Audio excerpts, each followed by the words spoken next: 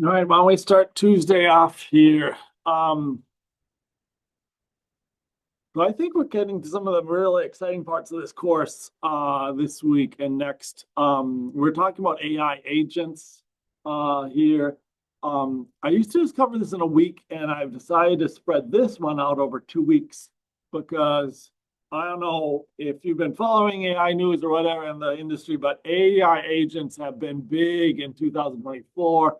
A lot of people are saying 2025 is going to be, well, some people said 2024 was the year of AI agents, but a lot of people are certainly saying 2025 is going to be the year of AI agents, where we're not just querying an AI like a large language model and getting a query back. We're actually creating agents that'll go out and do tasks for us in a business setting for this.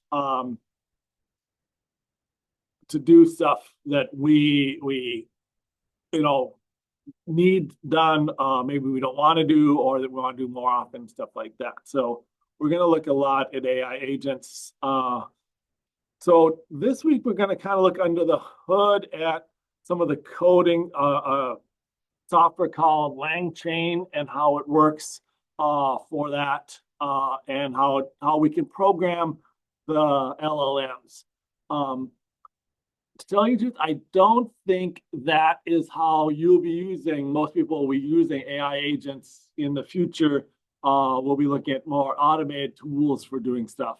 But some of those aren't necessarily available. Next week, we'll be looking at some of these automated tools where you'll be able to just set up a crew of AI agents and have it do some tasks for you, and it will just do and manage it and do a lot of that for you. Last year I used something called Crew AI for that. I'm not sure if I'm using Crew AI again. Again, this stuff is changing so incredibly fast. It's sometimes hard to know what I should be teaching you here. But today we'll go over some of the stuff in the learning resources for the Explore activity. Again, we're looking at LangChain, and so I've updated this to some. I actually think the IBM technology stuff on LangChain is some of the best tutorials. IBM has really positioned itself as a company that tries to work with you on systems of software stuff, and they're not necessarily just selling their particular brand of things. They're more like now become more almost a consulting company where they'll come in and see what kind of software are you using, how can we bring that together better as a system, and then they're bringing AI. So they don't have their own AI model. I think they actually do, but they're not trying to sell their AI model. They're not trying to sell this or that. Again, one thing you always have to watch with any of these resources is when they're free resources from the company, they're always then trying to promote or sell something. So again, IBM is not trying to sell LangChain necessarily. They are selling services to help you implement LangChain for that as an idea. So they have some good stuff. There's a couple other tutorials here that you can go over, that you can look at, and just choose one of these if you want.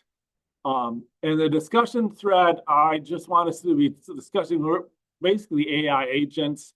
If you see anything related to AI agents or these sort of automating your tasks with AI there, and then or the normal just AI news sorts of stuff you can put in there. So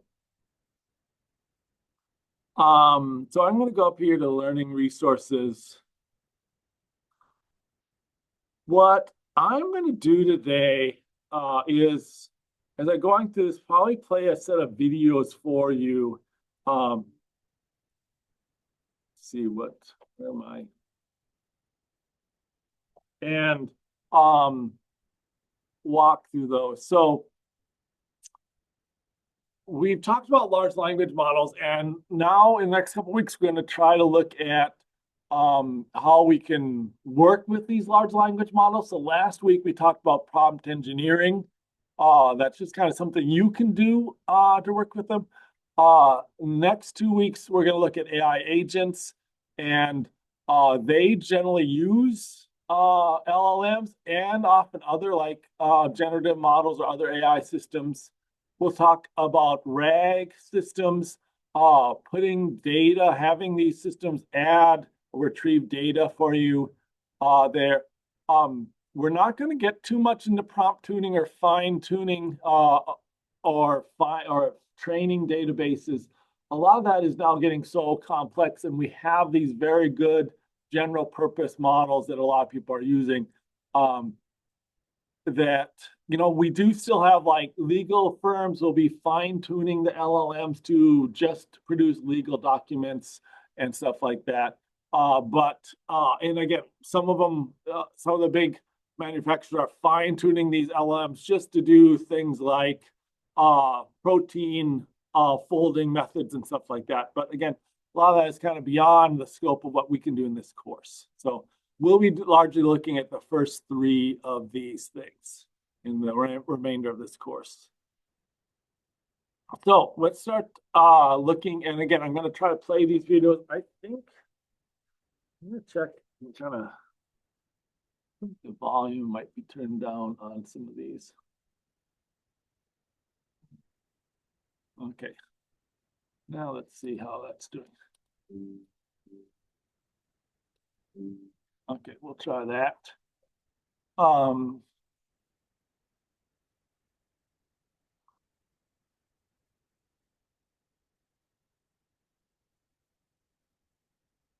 run into some problems with this because one of my pet peeves, and I found this really good video that I wanted to show you from this content creator on YouTube. But then I watched the video, and then I was watching some of the source material and realized she was just quoting, or she was using a lot of the images and a lot of the direct quotes from the source material videos without crediting them at all. And I get in that, I have that problem myself where I will watch a lot of these videos and I'll come to class, and then when I explain them, I will just, without knowing it, quote these videos and stuff like that. And so I'm trying to manage that by showing some of these, what I think are good videos, and then we'll pause them and talk as we go through some of these videos. So that is what today is going to be about. So let's see if we can get this to work.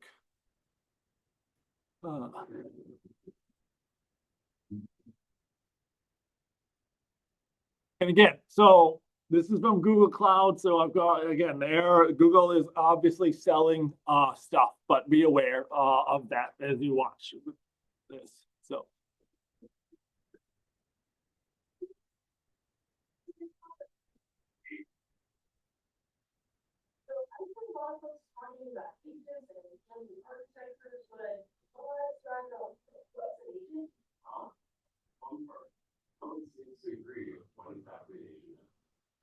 That's something we'll be talking about, is that there is not an agreement of what an agent is, and it's we apply this term all over the place. So.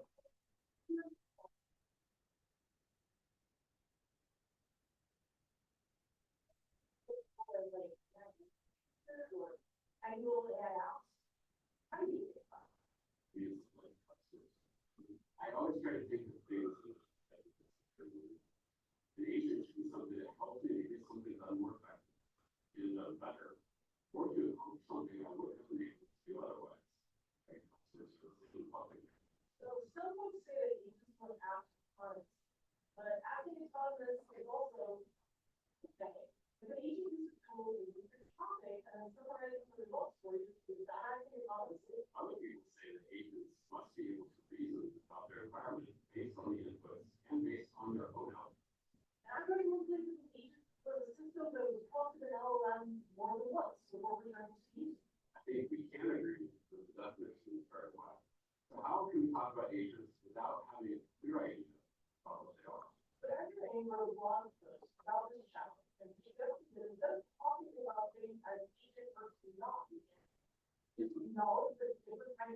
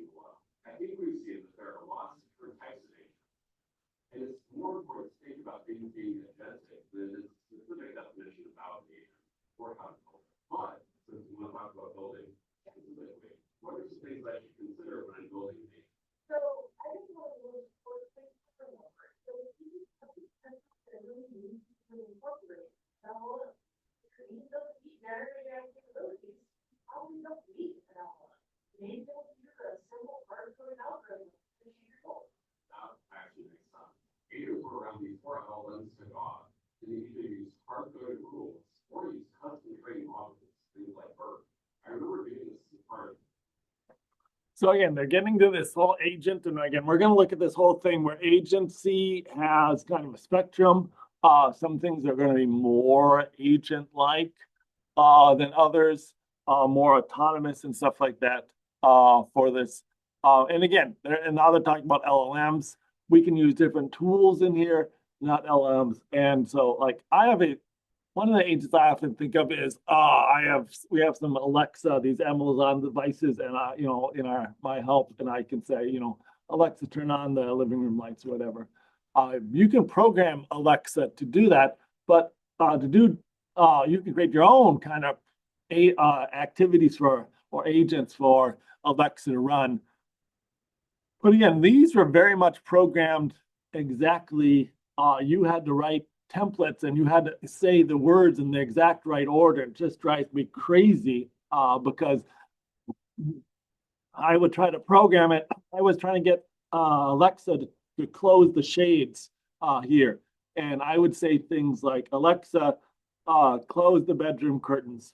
And there were shades. Okay. Alexa, and there was this, and again, because you have to actually write the words in this template and you had a blank, or set the shades to 50% or whatever in there. There's a little blank in there. You can specify a number there. But if anything was different in that sentence, it didn't know how to parse it. It had trouble. And so that's why we've struggled with agents before this. And that's why, although they don't have to include large language models, they almost always do, because large language models will let us process this diverse language so much better for this stuff.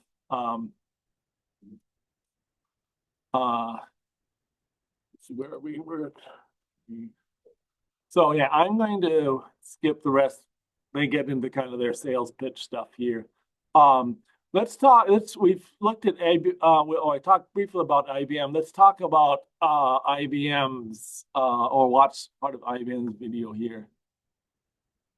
2024 will be the year of AI agents. So what are AI agents? So this was released in like July, so about 9 months ago, when we're halfway through 2024. So. To start explaining that, we have to look at the various shifts that we're seeing in the field of generative AI. And the first shift I'd like to talk to you about is this move from monolithic models to compound AI systems.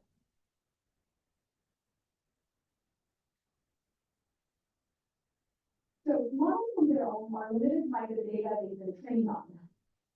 So that impacts what they know about the world and what sort of tasks they can solve. They are also hard to adapt, so you could tune a model, but it would take an investment in data and in resources. So let's take a concrete example to illustrate this point. I want to plan a vacation for this summer, and I want to know how many vacation days are at my disposal. I'd like to just point out that I think a lot of people in the tech community are overworked because they almost always turn to vacation planning as their example. I just want to point that out, that I think these people are probably working too many hours. So.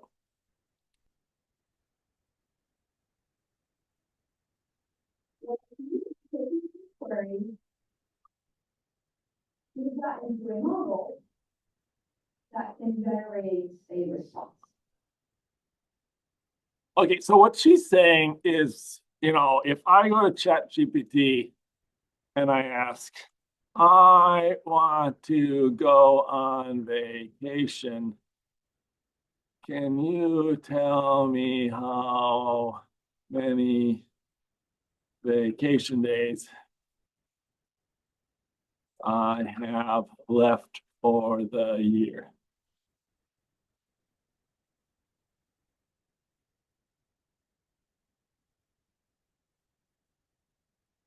And again, it's not going to be able to do that because it doesn't have access to the data. there. So that's what it's trying to do. I think you can all expect that this answer will be incorrect because the model doesn't know who I am and does not have access to this sensitive information about me. So again, and that it is now, they're now smart enough to say that, but again, it says consult your employee time tracking system here. Or it asks this response for this. So, and I don't know if you're getting this, but again, you, since this just popped up, I just mentioned it, is that like ChatGPT is often doing this where it will send two responses and ask which one I prefer here. Because again, it's training, it'll use this information for training there. We have this training method that's not just trained to predict each word, but we can also train on a whole response that this response is better than this response, and we can do training for that. So I'm actually prefer the short response here for my short answer. So I'm going to say that. Okay, sorry. So models are going to be useful for a number of tasks that we've seen in other videos. So they can help with summarizing documents. They can help me with creating first drafts for emails and reports I'm trying to do. But the magic gets unlocked when I start building systems around the model, actually take the model and integrate them into the existing processes I have. So if we were to design a system to solve this, I would have to give the model access to the database where my vacation data is stored. So that same query would get fed into the language model. The difference now is the model would be prompted to create a search query. And that would be a search query that can go into the database that I have. So that would go and fetch the information from the database, output an answer, and then that would go back into the model that can generate a sentence to answer. So Maya, you have 10 days left in your vacation database. So the answer that I would get here would be correct.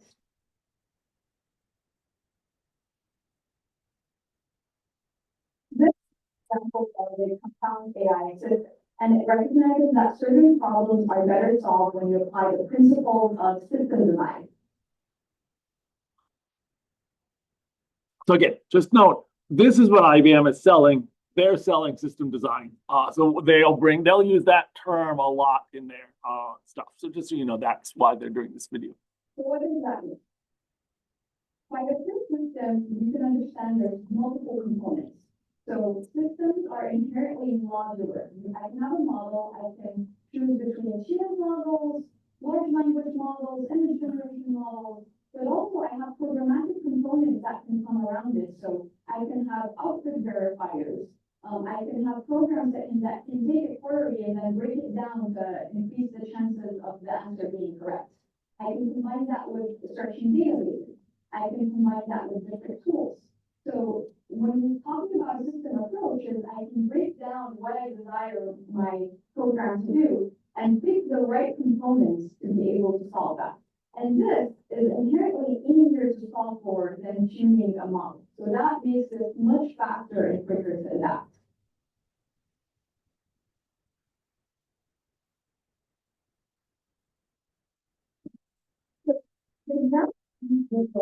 Is an example of a compound AI system. We also might be popular with retrieval augmented generation, which is one of the most popular and commonly used.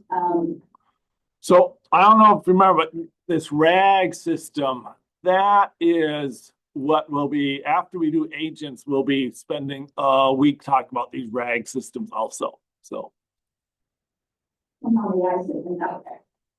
Most RAG systems, and the example I used below, are defined in a certain way. So if I bring a very different word, let's say I ask about the weather in this example here, it's going to fail because the path that this program has to follow is to always search my vacation policy database, and that has nothing to do with the weather. So when we say the path to answer a query, we are talking about something called the control logic of a program. So compound AI systems, we said most of them have programmatic control logic, so that was something that I designed myself as the human.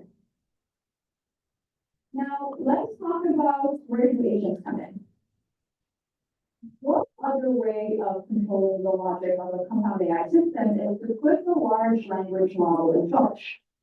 And this is only possible because we're seeing tremendous improvements in the capabilities of reasoning of large language models. So large language models, you can feed them complex problems and you can prompt them to break them down and come up with a plan on how to tackle it. So this is largely what this week and next week will be different. So this week we will be doing this programmatic stuff. So we as a human will go in and program, okay, ask the large language model this, get the response, do this to the response, do this, and it'll be very good for doing one task.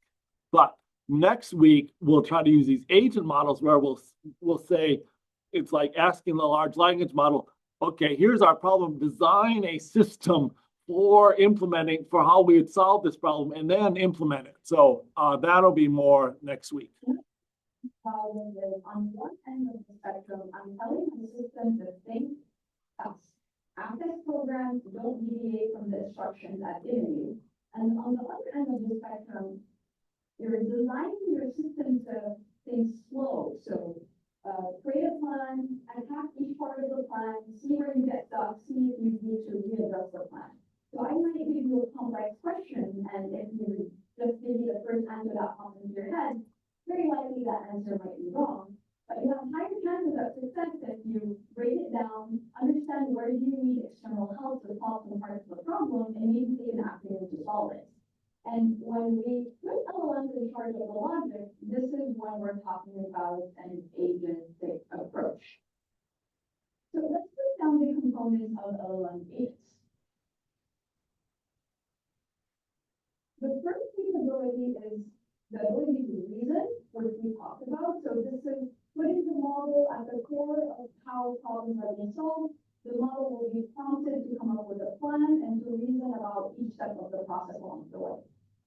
Another capability of agents is the ability to and this is done by external programs that are known in the industry as tools. So tools are external pieces of the program, and the model can define when to call them and how to call them in order to best execute the solution to the question they've been asked. So an example of a tool could be searching the web, searching a database at their disposal. Another example could be a calculator to do some math. This could be a piece of program code that maybe might manipulate a database. This can also be another language model that maybe you're trying to do a translation task and you want a model that can be able to do that. And there's so many other possibilities of what you can do here. So this could be APIs, basically any piece of external programming you want to give your model access to. Again, we'll even today, we'll start seeing some tools and how we can, like one of our tools, we just go out, use Wikipedia and find some of the source in Wikipedia and stuff like that. One thing I do like, she mentioned this reasoning, and one thing we'll see next week, and this just throws me off, is when you start setting this stuff to these to an agent system, you give it a task, it starts figuring out, what are the steps of the task. It knows its sub-agents and what they can do, and it assigns tasks to sub-agents. It does all this, it gets responses back from the sub-agents. It then decides where to send that to get to the next agent and stuff like that. It's amazing some of this reasoning that's built into these models and how they can act independently with this system.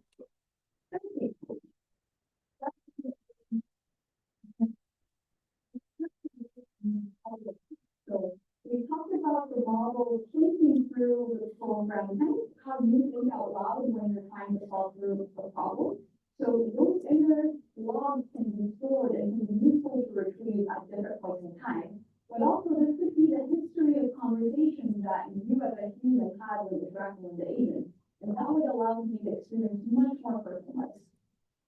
So I don't know if you do this when you query things, but like in ChatGPT, you can create a new query, and I think by default it might create a new query most times you come here. But you can have this list of queries that you have over here, and I have some queries that I use. Like here's some queries. I was programming this this code project, and so I've already pasted it and asked it a bunch of queries about this project. This project has probably 40 files, code files in it there. And so that in this history is probably 10 of these 40 files that it's already done. So it has a huge, I mean, the history of this is just huge for this. And I find this, again, very helpful because now I don't have to go back and explain everything. It sees this whole history. It sees all this conversation we've had so far.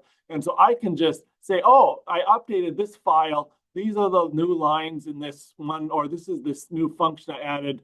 I don't have to give it the whole, describe what this is and how it fits in with everything else because it will know all of that from this chat history here. And again, I often make, that's for a project app, I often maintain these for different courses I teach. So like I'll have a course, you know, a whole history for one of my courses, and then I'll have this whole history of conversation. It knows what to expect, what type, you know, so I don't have to explain to it what course I have.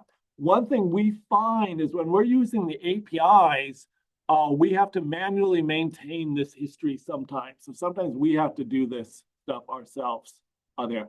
I'm waiting for like an agent that is just with me all the time or that I can have it and it just maintains this history all around. Like I would like my phone just to have a, you know, I have a Google, what I have, I guess they're calling it Gemini. Now I like, you know, I like something on my phone that just knows my history for the last couple of years and I could ask it questions and I wouldn't have to explain so much. And that's what she's talking about, this access to memory.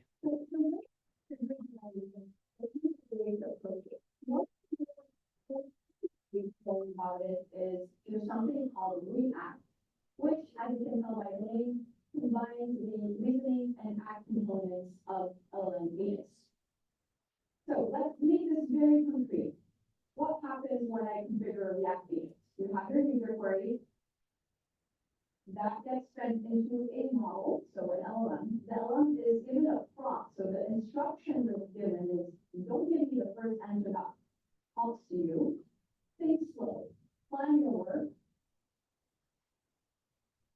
and then try to execute something, try to act. And when you want to act, you can define whether you want to use external tools to help you come up with the solution. Once you call the tool and you get an answer, maybe it gave you the wrong answer, or it came up with an error, you can observe that. So the LLM would observe the answer, would determine if it does answer the question at hand, or whether it needs to iterate on the plan and tackle it differently, up until I get to a final answer. So let's go back and make this very complete again. Let's talk about my vacation example, and as you can tell, I'm really excited to go on one. So I want to take. Apparently, she's never gotten to go on vacation for her entire career at IBM because they work her too hard. So I want to know what is the number of 2-ounce sunscreen bottles that I should bring with me? And this is a complex problem. So there's a number of things to plan. One is how many vacation days am I planning to take? And maybe that is information the system can retrieve from its memory because I asked that question before.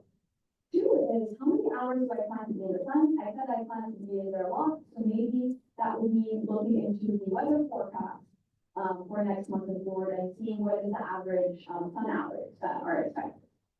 3 is maybe going to a public health website, understand what is the recommended dosage of sunscreen per hour in the sun. And then 4, doing some math to be able to determine how much of that sunscreen fits into 2 ounce bottles. So that's quite complicated, but what's really powerful here is there's so many paths that can be explored in order to solve the problem. So this makes the system quite modular, and I can hit it with much more complex problems. So going back to the concept of compound AI systems. Compound AI systems are here to stay. What we're going to observe this year is that they're going to become more agentic. The way I like to think about it is you have a sliding scale of LLM autonomy.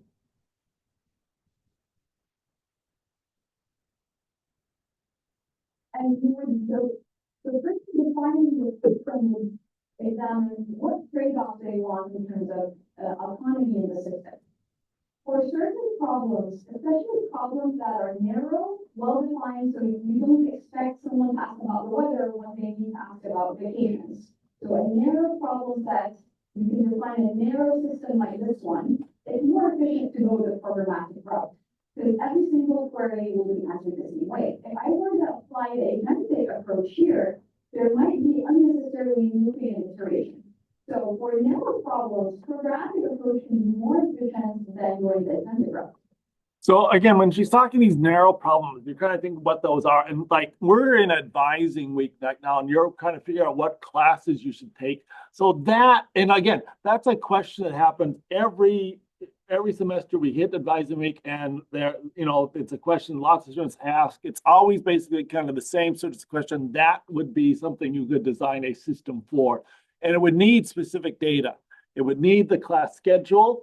And again, that updates every semester. It would need the course catalog and requirements. It might even need access to like degree works to see what you've completed and what you haven't there. So, I mean, there's certain things it needs, but again, it doesn't need access to all of Wikipedia or stuff like that. Something like that is when she's talking about a specific area. That's what she's talking about. But you certainly couldn't create a model like that and ask it what I should do for a summer internship or something like that. But if I expect to have a system, very complex task, like say trying to solve GitHub issues independently, and handle a variety of queries, a spectrum of queries, this is where an agentic route can be helpful, because it would take you too much effort to configure every single path in the system. And we're still in the early days of agentic systems. We're seeing rapid progress when you combine the effects of system design with agentic behavior. And of course, you'll have a human in the loop in most cases as the accuracy is improving. I hope you found this good. Okay. So that was IBM's introduction. I think she mentioned Andrew Ng's blog posting, but he is a well-known speaker in AI. He was one of the first he's developed many of the key parts of our current AI system and very well respected. So we're going to jump into his, looks like I didn't actually link to this.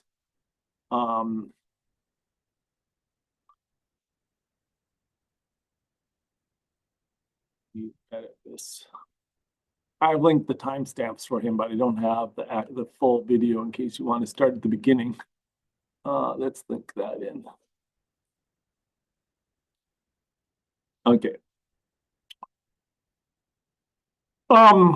So here is a well-known talk of his from last year at a conference, or I think it's a corporate Snowflake build stuff. And so we're going to talk a little bit about that. I'm going to jump a little bit ahead. He talks about AI applications and stuff like that. I'm going to try to jump ahead to where he's talking about this agentic AI workflow. And again, he's using this term agentic. And again, he's one of the people who really coined that term for this. So I'm going to, let's just do.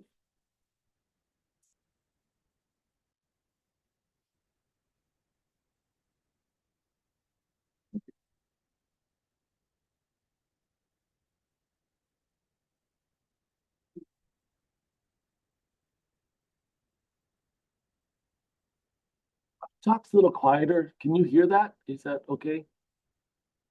You're not listening anyway, right? It's March Madness, right? You got not what? There's no. Okay. Oh, that's really sad. Oh, so okay. So hopefully you can hear. Let me know. I can turn them up. But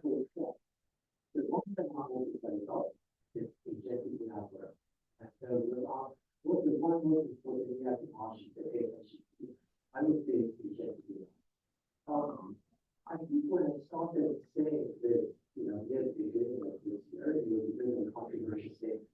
But now, the word AI business that it becomes so widely used, by what I have alongside people, it becomes, a little bit of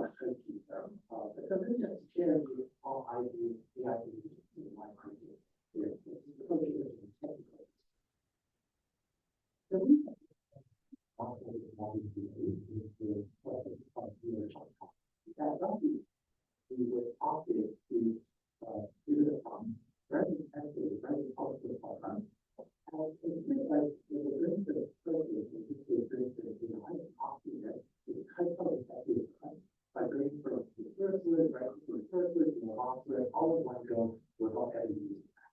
It's very popular. And it turns out people, we don't do what that's right to do. But it's very difficult to be forced to write this way. Otherwise, everyone is not that pretty well.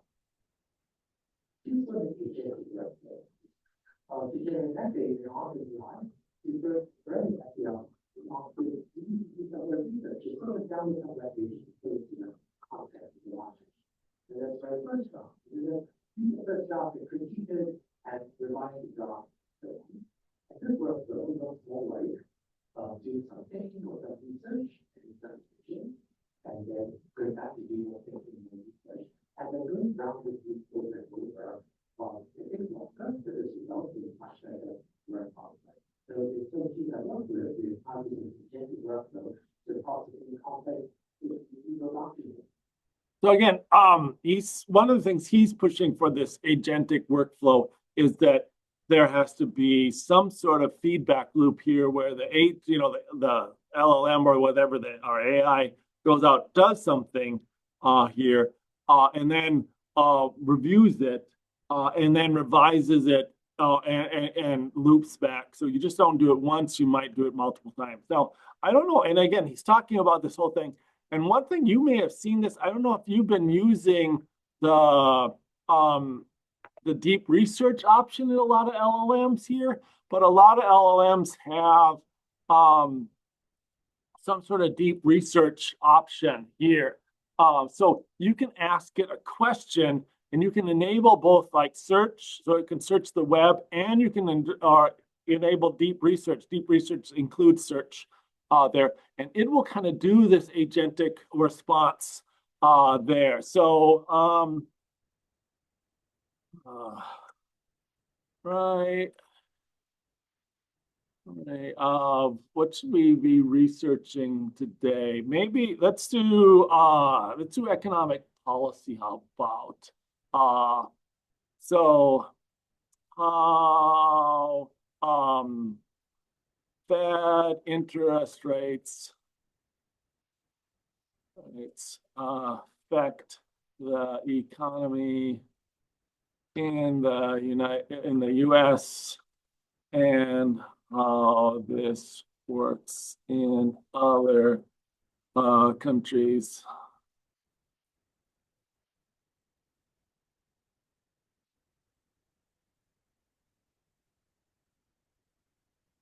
I think it's going to ask more, so let's just start with that.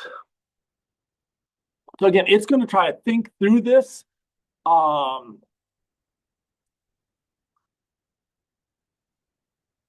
it thinks of these steps here. It should then do these steps. Oh, first it needs more. Yeah. So it says, how long or detailed should the summary be? What's the general audience? What specific countries? And should I include recent examples there? So I want to say, okay, one, I want this to be about 2 pages long. Oops, I hit the wrong thing. 2, oops, it's actually starting off. Okay, well, then it looks. I should have told it to do it like for an undergrad in specific countries, but it is starting the research. So it is actually doing this more agentic approach. And again, like IBM talk said, this is very tailored to one narrow area, doing a research project for something like this. Again, and so it is programmatically designed to do this. So it knows it has to do some research, do some research, and from the research generate an outline of the paper or the thing it's going to do, then research each part of that, and then write each part of that, and then feed the whole thing back into itself and ask for corrections on it, and then generate the result. So this will run for a while. So again, I don't know if you've tried out, but this is common in a lot of the AI systems now, is they have some sort of deep research option or something like that that you can turn on. Okay, we'll let that run while we're done.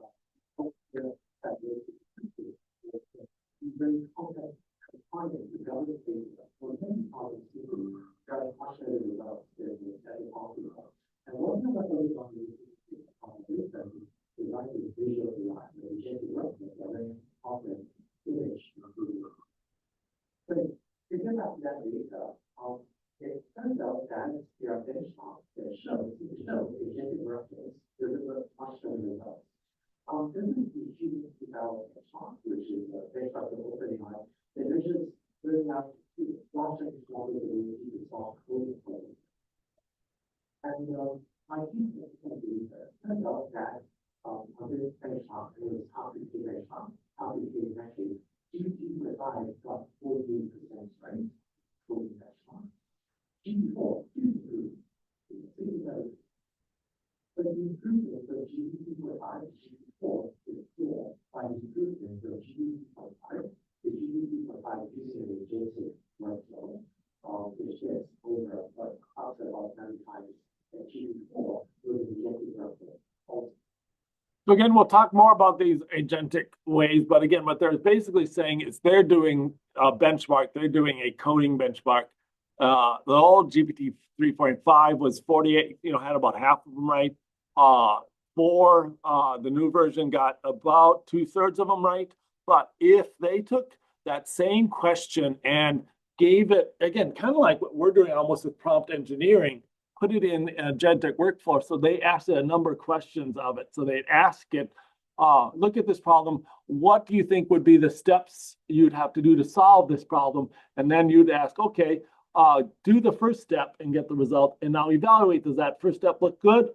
If not, do it again. Or, what corrections would you have? Now do the second step, do that. And you'd step through that process with an LLM here. And those sorts of stuff, even the old model did better than the new models, and some of these are doing very well for this. And so it turns out that the way builders build agentic workflows and applications, there are, let's say, 4 major design applications, section 2 use and multi-user evaluation. And to demystify agentic workflows, very quickly step through what these workflows. And I find that agentic workflows sometimes seem a little bit secret. Actually, you do the code you want to see, and you go, oh, that's it. No, that's really cool. That's all it takes. So then to step through the treatment, what reflection will collect. So I might start off something that the encoder is something that we start doing on the code and red code. In the code, be very focused. And then it turns out that the constructive prompts that since the code is just generated, how to use the code back to the top. Now here is some code, and the first part, examine the code of the teacher. And in terms of the prompt the data on this page, it may sometimes find some problems, make some useful suggestions on the then you come to the data with the feedback and often improve the code. And before showing to you, if you have all the runtime data sets, the feedback is being set back in the gap to the additional feedback. When he's talking about this with reflection, it's kind of what you might do naturally when you're querying an LLM there, and what we're going to actually build in so that it's all done kind of behind the scenes here, where like I often, again, do the same thing. I'll ask it to do something. So like maybe I'm having it write a reference letter for a student. So I said, here's the information. Here's my common reference letter I write. Can you, update this reference letter for this student based on this student's resume stuff. So I would do that.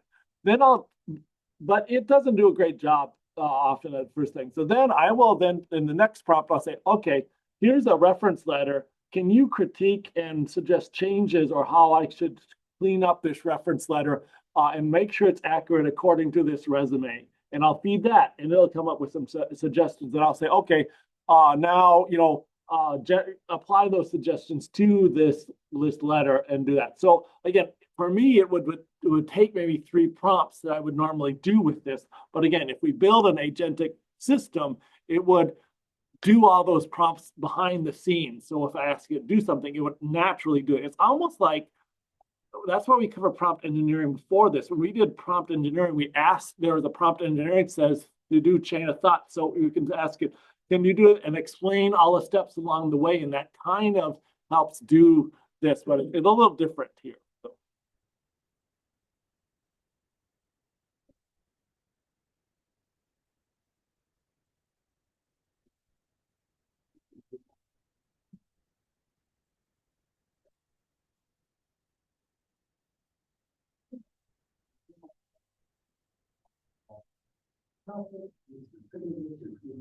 The thing also foreshadows multi-agents and multi-agent reference, where you can toss one polygon to sometimes play the role of concept, and sometimes polygon to play the role of tricky the user codes in the same combination.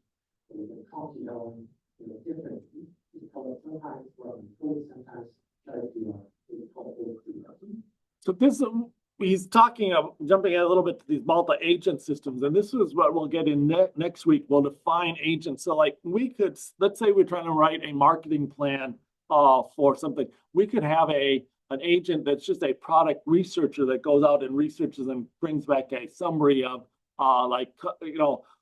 competitors and this product there. And we could have another agent that will be a writer that would write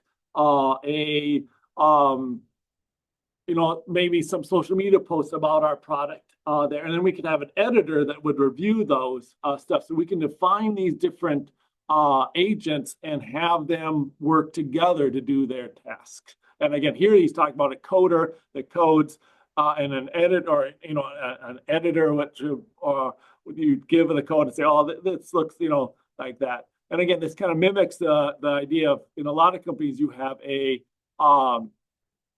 coder, and then you have maybe a more experienced architect or a senior coder who will often review code and then make suggestions on things to clean up or change in the code and send that back to a beginning coder, or and work on that. So.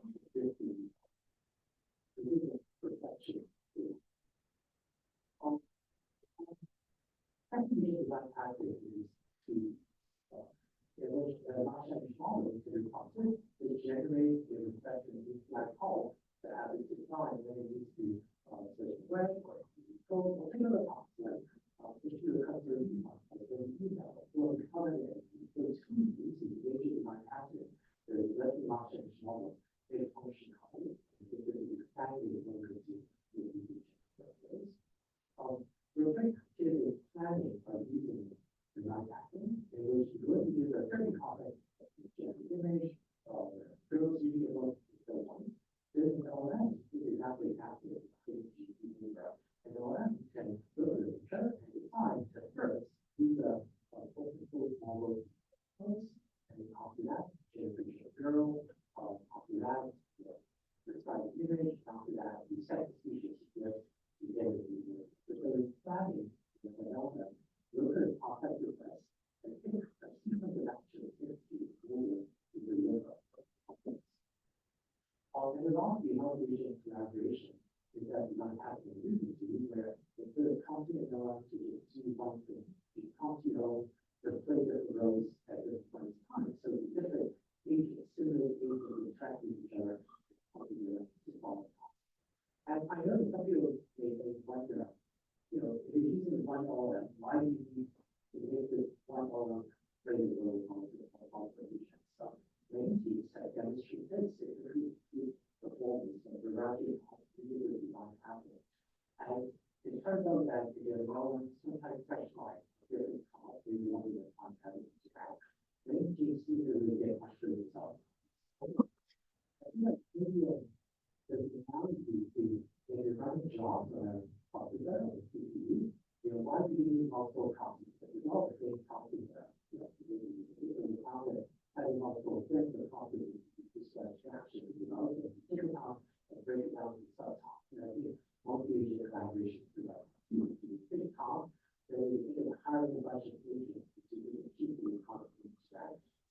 Okay, I'm gonna stop in here for a little bit. I'm gonna jump back up. Let's see how our query was. Okay. The research project, they're still researching. It's looked at 33 sources of information and stuff, and it's still working. So again, when we're talking about slow thinking and stuff like that, that's it. But again, how long would you take to write a paper like this? You know, you take maybe, yeah, it might take you a couple hours for this easily. Or, you know, especially if you're reading all these papers if you're not familiar with them. So we'll just leave that go and see how that's going. Here, let's see how are we.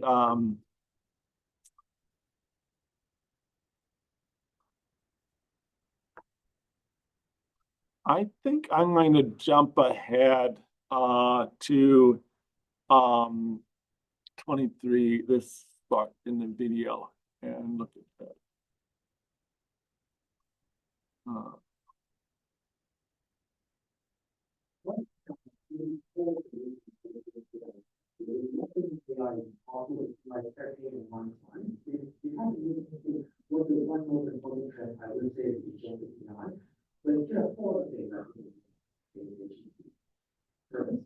Turns out agentic workflows need to use a lot of technical images and building environment. So we say that generate a lot of, and something happens to speed up token generation, including sensor development. Builders, learners from another, a lot of software and other kinds of talking about. So this is making agentic workflows smart, right?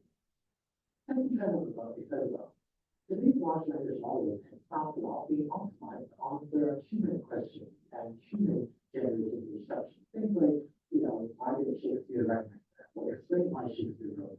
These are the questions that large language models are often do. But the agentic workflows call for other operations like tools. So the fact that large language models are often now tuned explicitly or tools or just a couple of weeks ago. Anthropic released a model that can support computing, exciting development stuff, pretty lot of this, pretty much higher speed that we can now get agentic levels to do. With large language models to not just answer human queries, but to explicitly So again, the first two things he said, one is that we generate lots of tokens, and I said you can just imagine if you're paying per token, just this research thing, it's been doing multiple queries to this, it generates a lot of tokens there, and so we need them faster and cheaper. And also, again, the models today are trained to be humans typing things, and humans type and ask questions a certain way.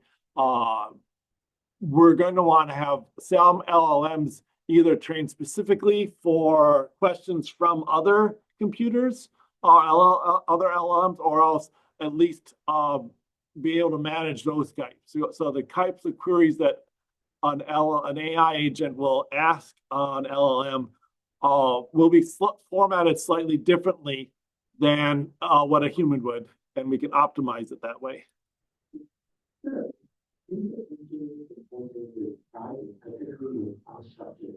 Turns out that a lot of the value of sharing is structured and the table analysis.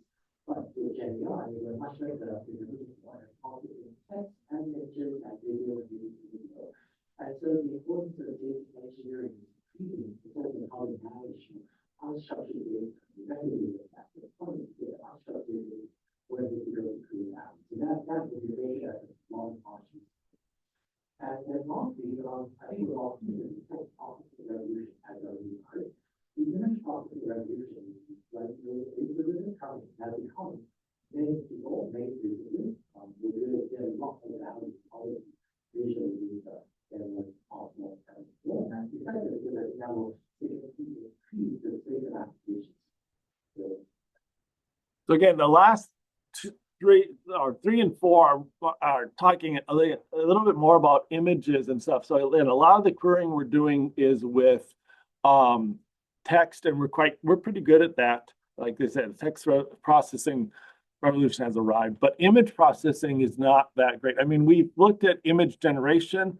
So have you tried like on your phone running Gemini or having it and running it, giving it an image there? Like I often will take a table, like I'll be someone will send me a table or something like that, and it'll be on paper or something like that, or I won't have, in a PDF, and I want it in a spreadsheet. I can often just take out my phone and run my AI model, take a picture of it, and say, convert this image into an Excel table, and it'll do that sort of stuff.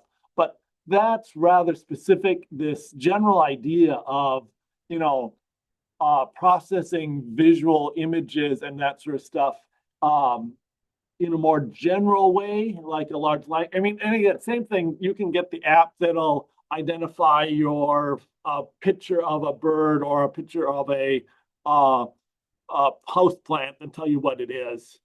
There's lots of specific ones of that, but a general one that can process things, so the AI where you can be walking around, maybe with glasses on or whatever. You can just look in your fridge and open up a couple cabinets and look around your kitchen and say, give me ideas of what I should make for dinner based on what's in my fridge and what I see around the kitchen there, or something like that. That's a whole different level, but he's saying it's coming. So, okay. How's our inquiry coming? Okay. Searched for 11 minutes through 35 sources there and generated this report. It looks like it relied on Wiki. I didn't give it. So one of the things you can tell it to do is to use more scientific articles or not. And I didn't tell it, so it's using all sorts of, so it's using AP News and Wikipedia here rather than more scientific articles. But again, it's generating this report. It's well structured. It has the different categories there. And again, I didn't tell it what company, so it's doing the US policy, and then it's doing I didn't tell it what, so it's doing European Central Bank, Bank of England, and Bank of Japan. So that's fine. So it goes over each of those. So again, it just shows you the agent. Now, if you look on the right, it should walk you through the activity that it's doing. So it starts, examine the Federal Reserve control over replacing, compare the Fed's agile approach to the other banks, examine those banks, piece together a two-page summary. So it searches the Fed funds rates on Wikipedia. It's reading. It's actually showing you the steps it's doing, and that's when we're talking about these kind of agentic workflows where I give it something and it then creates the workflow and it goes through and does this stuff for me. So it is trying to figure this out. It's reading the AP News on this, talking to different sources, bringing this together, and so it has a pretty long set of information here that it's going through and doing it for this. So again, when we talk about thinking slowly or agents kind of first creating the task, then doing the task, I'm wondering, there should be a feedback loop in here. I wonder if there is.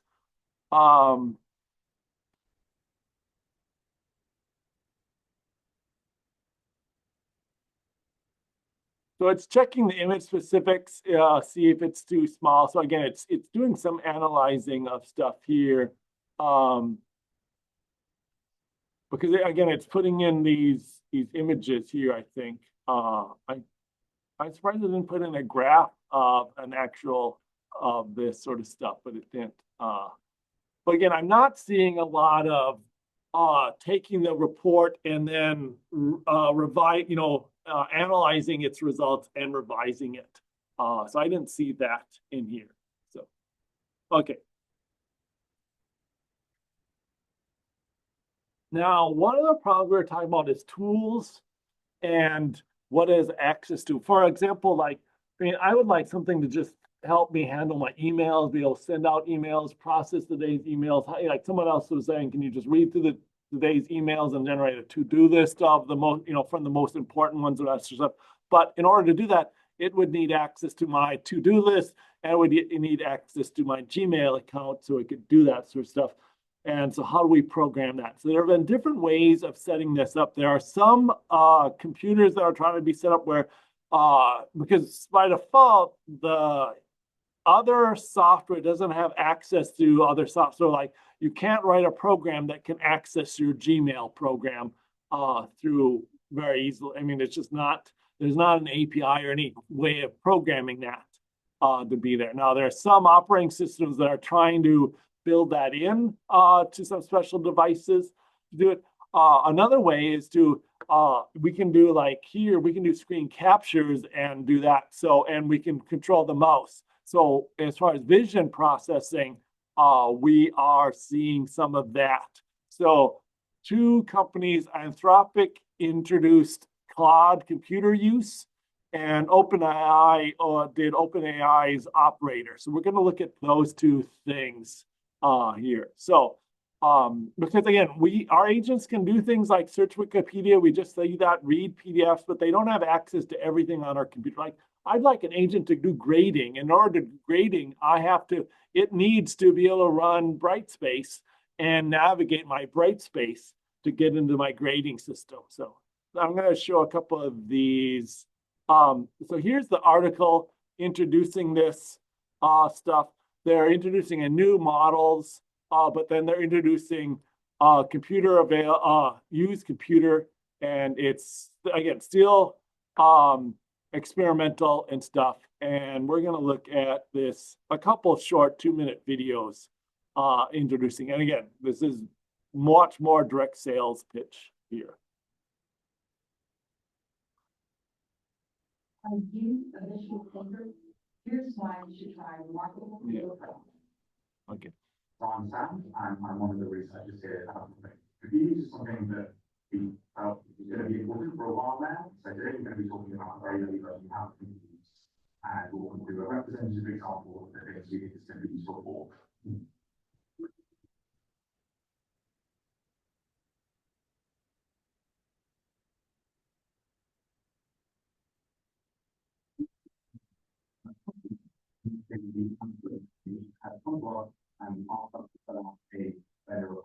The data I need to fill out this form is scattered in various places of my computer. What we're going to do is ask Claude to look at the spreadsheet, check if our equipment is in there, and if not, move over to the CRM and find some more information. Once it has the data, Claude's going to then fill out the form for us and quickly transfer the information across to the form. First thing that's going to happen is we're going to start taking a screenshot of my screen, and quickly realizes that the equipment company isn't actually in the spreadsheet. So the first thing it does is it swaps over to the CRM and searches for the company we're interested in.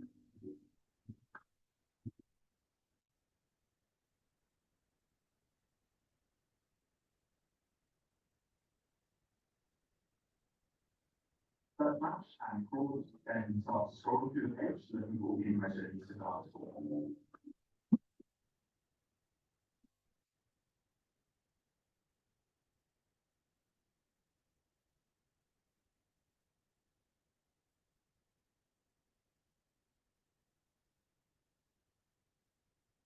Steps and don't have to do anything needed.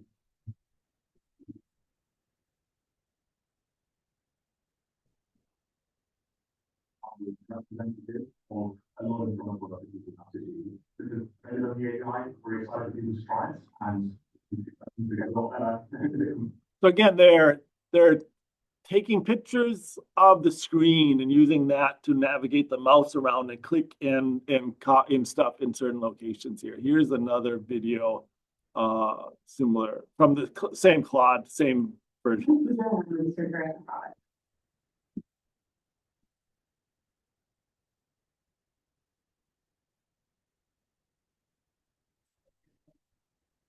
My friend told me that was next week, and I wanted to introduce you more to see them. I think we're gonna find I don't know if I ever mentioned, but IT people don't get vacations, and they also don't get friends visiting them on vacation either. Just put that out there. So the Golden Bridge, never is open. So I'll ask Claude to figure out who this is from. I'll ask Claude to find a good place to see the summer to help me figure out timing with this and help prep a calendar right so I remember when I have to leave. It's opening from going to Google, searching. So you can see the actual like move to this pixel location, left click, type this. So it is actually figuring out that this is where the Google search bar is, clicking on that specific pixel location, typing that in from a picture of the screen. Why do you think they're using typing versus just like copy and pasting that right into it? Seems like it's taking a long time. I think they're trying to simulate, I think people will think that it looks cooler that they're doing it that way. It's not necessarily faster, but I think that's a, yeah, that's a good question. Why aren't they? Because they, yeah.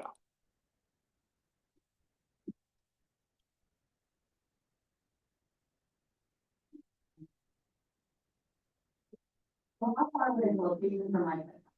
Open map.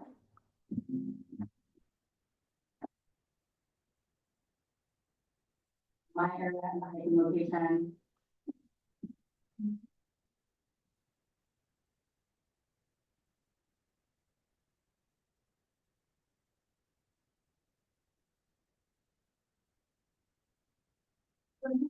For the summer, I time from.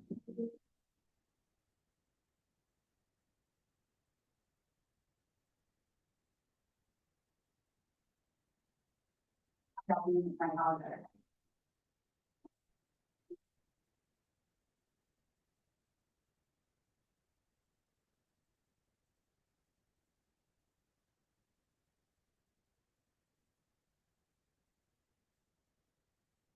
I'll send you some details.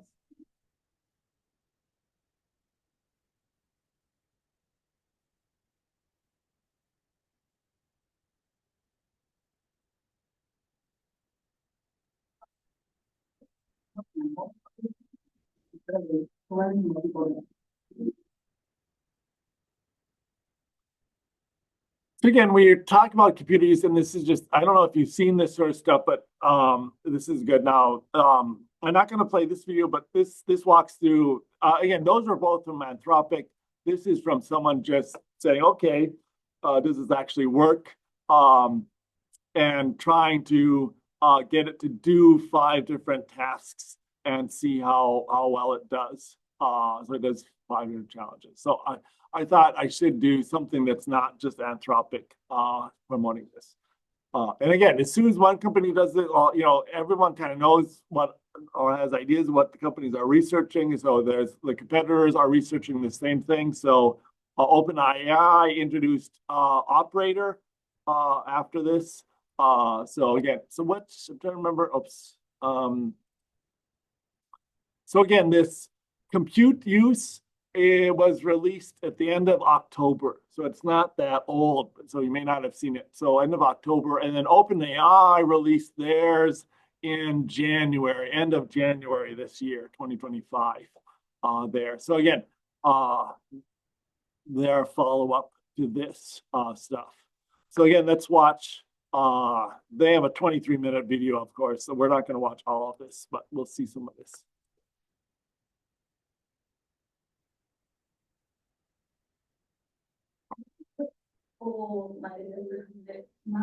Yeah, we love Wix. Okay. You had to watch this, you could just let it go off while you're doing a thing, then we come back. Yeah, and I'm excited about that. You get notifications, like when operator moves into mobile. So I think I grabbed this to the beginning. I'm going to go back to the beginning of this and do this. So.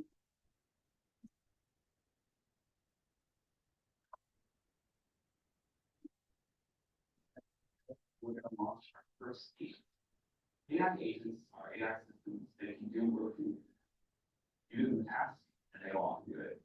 The answer is going to be a big trend in AI. Really impact the work people can do, the better they can be, greater they can be, what they can accomplish. We're starting today with Operator.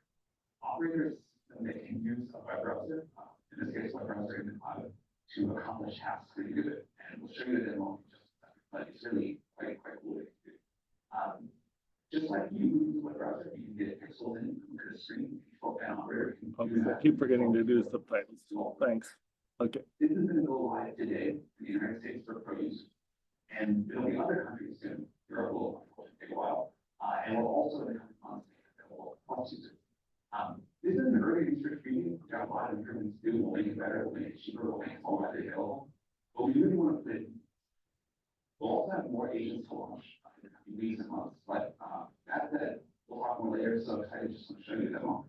And they're already launched. Right, thanks, man. Hi, yeah, this is Casey, that's right. We work on the computer vision. We're so excited to show you operator. As I said, operator is an early research review. It will do a lot of cool things, also make mistakes, and that's embarrassing. But let's show you what operator can do.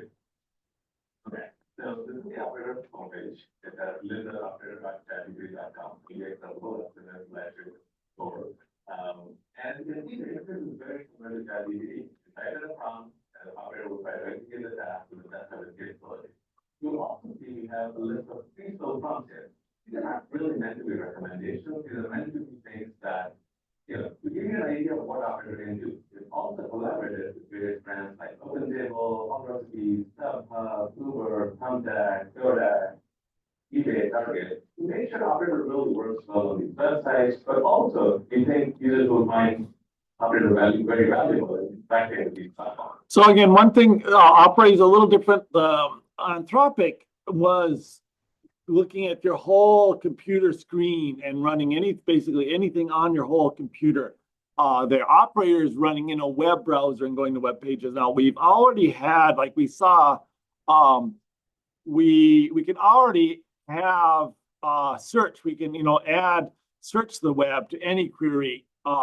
So it'll go out and search the internet as part of its thing. But this isn't just search and get a result. This is search and do, kind of like this. So it could go to Target and place an order with your credit card for you, something like that, where search certainly doesn't do that. I mean, you could ask search to maybe find out, does Target have bananas currently in the Duluth store or something like that? But it wouldn't be able to get them delivered to your house. Where here, they're actually, we'll see that. Okay, I'm going to start with something very simple. Open table, say, opening the table for 2 at Beretta tonight at 7 p.m. Okay. Yeah, in this case, I'm asking the operator to use open table to book a table for 2 at Beretta the restaurant. So this goes great right out at 7 p.m.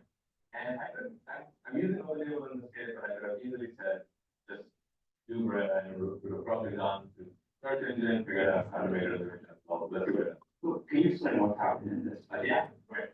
So when I command roll it, but after that type in the query, operator instantiated a completely remote browser. This browser is running in the cloud somewhere, and it's already up and running. And my hands are on the keyboard. I'm not typing these things. And it's just sitting there, looking around. Yeah, just clicking around. It started this browser session. It knew where OpenTable website is, OpenTable.com. And you can see somewhere in the partner as well, which is under the URL, search for Beretta. And something cool really happened, which is that for some reason, operator OpenTable thought we were in Virginia, and it auto-corrected itself to San Francisco. This is using the like ChatGPT, and operator can also give customer service. So it's really good here. Right. Here I have customer service that for queries that needed, I was in San Francisco. The operator recognized that and then auto-corrected itself to go and do the Beretta. Okay, so that's like 7 years isn't available. You know what? 745 is just fine. So we're gonna go do that.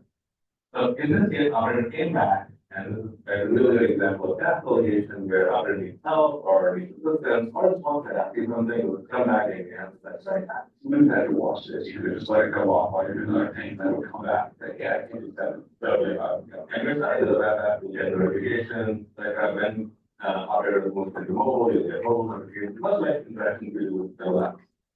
Yeah. And again, this is doing it, and they're doing it on the screen, and they're talking about how this wouldn't necessarily be shown. They're showing it now.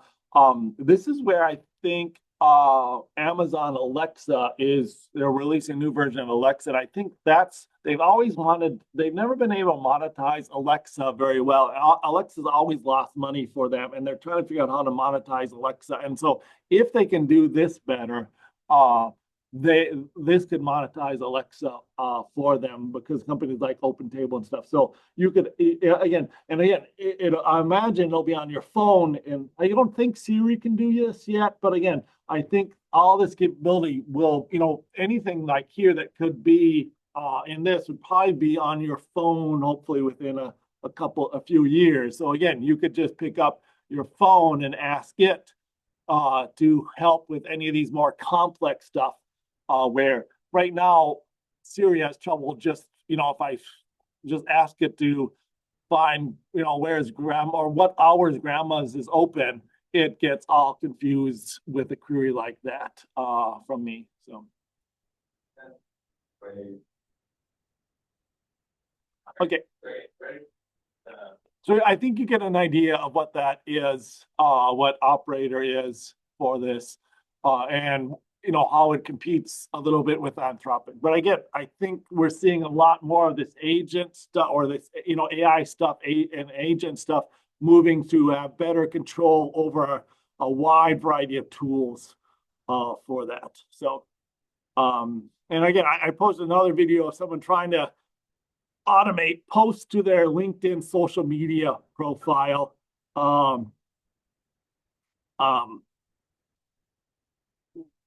Using this automate stuff. So again, and that's a common use case out there, is to automate your social media feeds, especially as a business or as any sort of a producer, content author.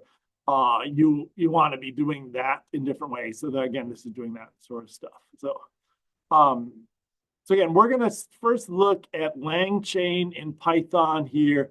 And then we'll look at more, and I'm thinking about Crew AI tests for later on here for this. So I'm just going to introduce a little bit about LangChain today, and then we'll be doing this a lot more on in class on Thursday. We'll be actually doing this in Python. So. And again, LangChain, Scott, is something that requires some coding. So again, next week we'll kind of be looking at, well, we're doing some coding, but we'll look at some systems that don't do this. But I think LangChain is what they're using often to build these agentic systems underneath the hood here. So let's jump back to IBM. There are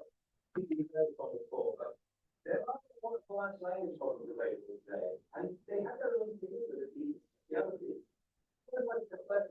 I just turned that.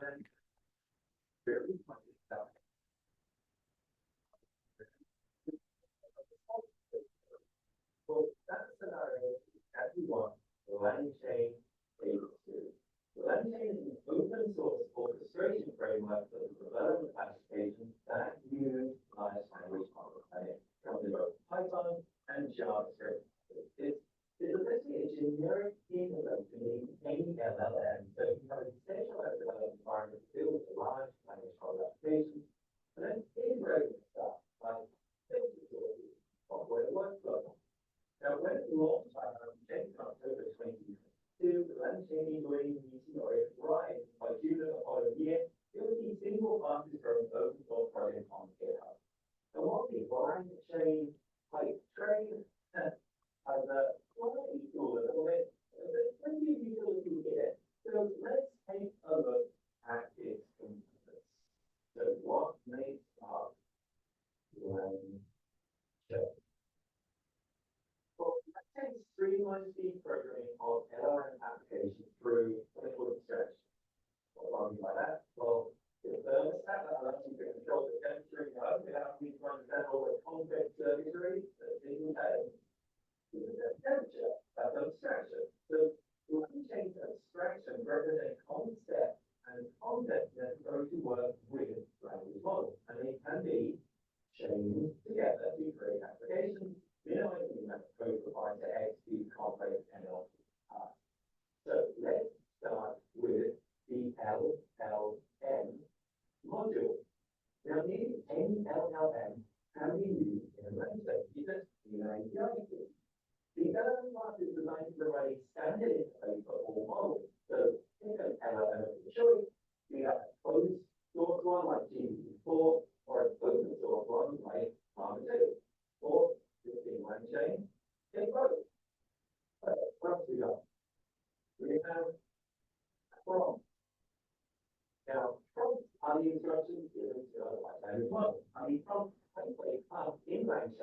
formalize the composition of costs without the need to manually code context and query.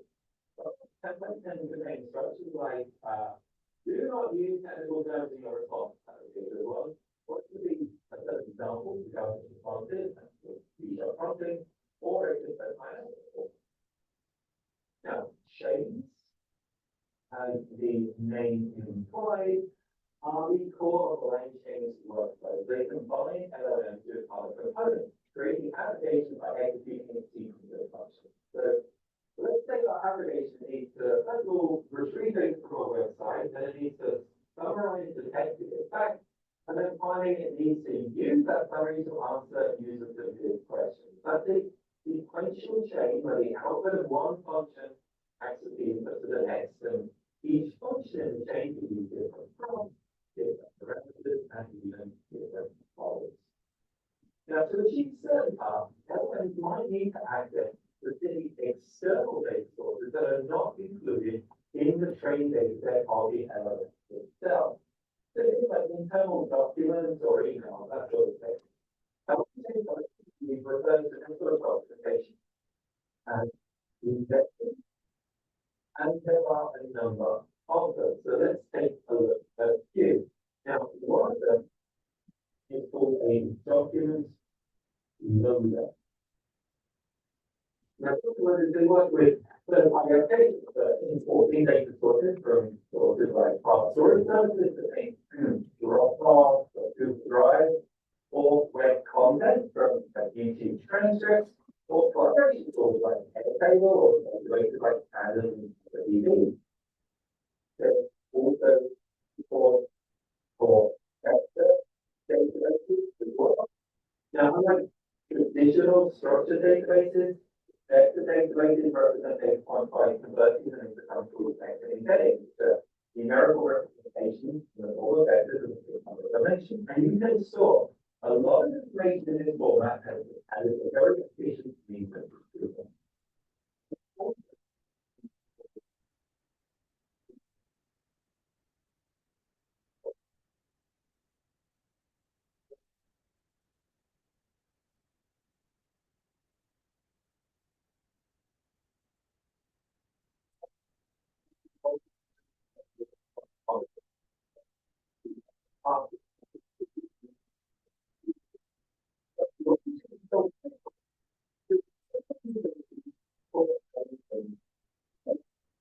Into your application.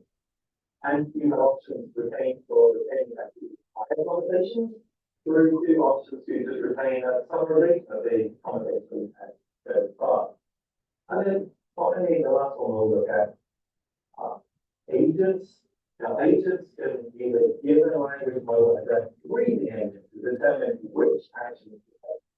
And when you change representative, you'll often put input like this to be available tools that you should use, user input, on the query, and then relevant previously had used. So,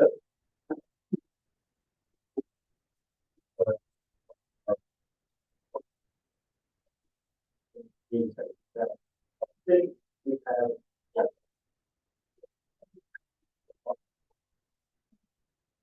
use of the chatbot and to integrate chatbots into existing communication channels and workflows with their own APIs.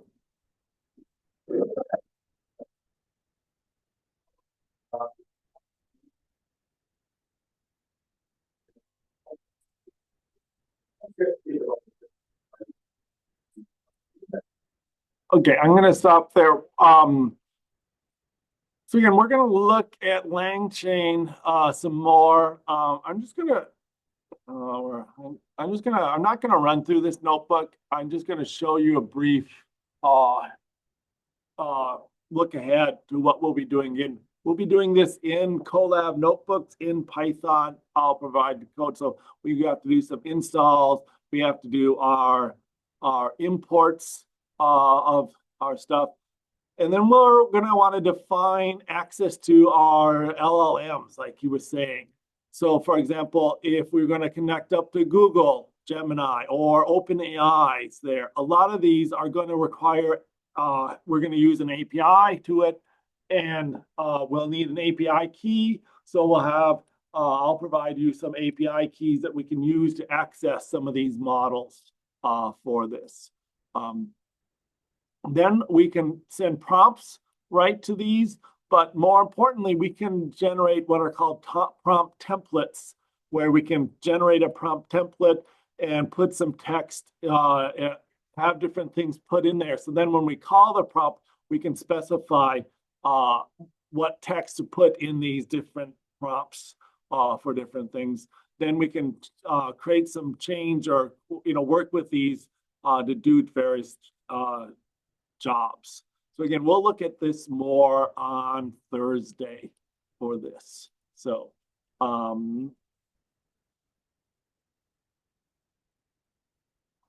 Thursday we'll be doing the learning activity. I have it hidden right now because again, these systems update a lot. So like LangChain has changed their interface quite a bit since I last used it 3 months ago here. So I've got to update, and I haven't got these things updated here. So we'll be doing this LangChain example, and I'll be posting that. So I'll try to get that posted by for class on Thursday. Tomorrow I should be able to get that all up and running for you. Okay, so that is an introduction to agents. So remember, do one of these explore activities and then do some searching for the discussion things for AI agents. Look in any of your social media feeds or any articles. There's lots of stuff talking about agents and how agents are going to change the world and all that sort of stuff. So some of that stuff's be fun to talk about in the discussion area. All right, see you on Thursday.